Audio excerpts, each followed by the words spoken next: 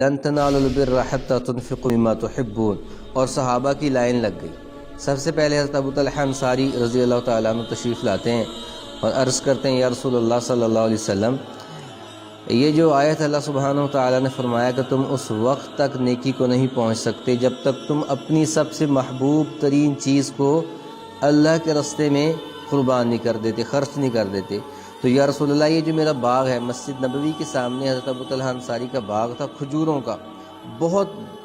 بڑا باغ تھا، اور اس باغ کی کھجور مدینہ کے اندر سب سے زیادہ مشہور تھی، اور بہت زیادہ اس کو تاجر بھی اور لوگ پسند کرتے تھے، اور باغ بھی بہت بڑا تھا۔ اور آپ سے اس باغ کے اندر ایک کنواں بھی تھا جس کو بے ریحا کہا جاتا ہے۔ آپ صلی اللہ علیہ وسلم تشریف لے جاتے اس کنویں پر، اس باغ کے اندر چہل قدمی فرماتے، اور اس کنویں کا ٹھنڈا اور میٹھا پانی بھی آپ تناول فرماتے۔ آپ صلی اللہ علیہ وسلم کو وہ باغ بہت پسند تھا، پورے مدینہ کو وہ باغ پسند تھا، لوگ رشک کرتے تھے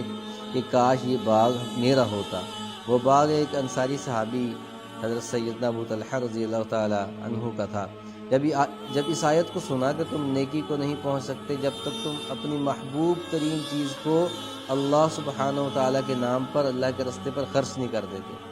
تو حاضر و یا رسول اللہ آپ جانتے ہیں کہ میرا یہ باغ مجھ کو سب سے زیادہ محبوب ہے، سب سے زیادہ مجھے اس سے محبت ہے، آج یا رسول اللہ میں آپ کے ہاتھ پہ اس کو اللہ کے راستے میں صدقہ کرتا ہوں۔ تو آپ صلی اللہ علیہ وسلم بہت خوش ہوئے، فرمایا کہ حق تو یہی ہے جو تم نے کیا ہے، لیکن میرا مشورہ یہ ہے کہ تم اس باغ کو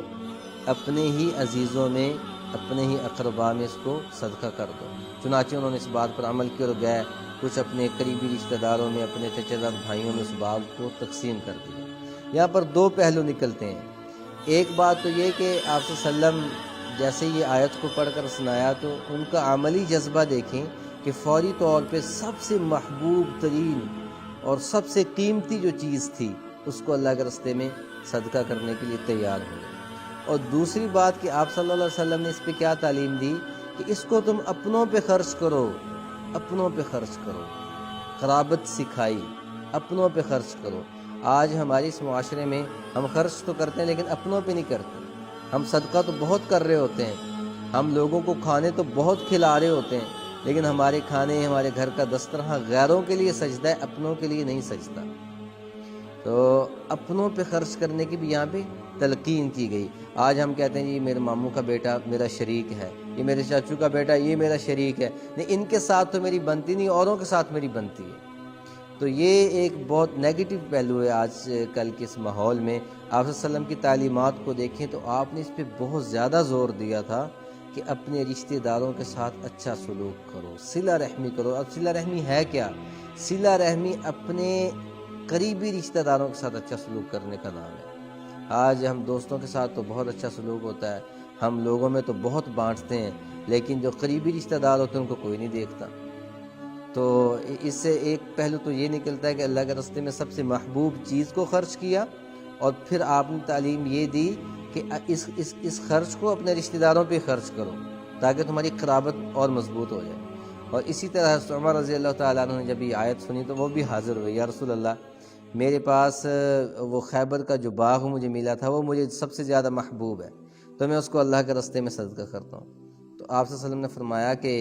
ایسے کرو کہ اس کی جو پیداوار ہے اس کی نیت کر لو کہ تم اس کو اللہ کے راستے میں صدقہ کر دیا کرو۔ اسی طرح حضرت عمر کے بیٹے عبداللہ بن عمر رضی اللہ تعالیٰ عنہ نے یہ آیت سنی، فوری طور پہ بارگاہ نبوت میں آتے ہیں اور عرض کرتے ہیں یا رسول اللہ صلی اللہ علیہ وسلم میری ایک کنیز ہے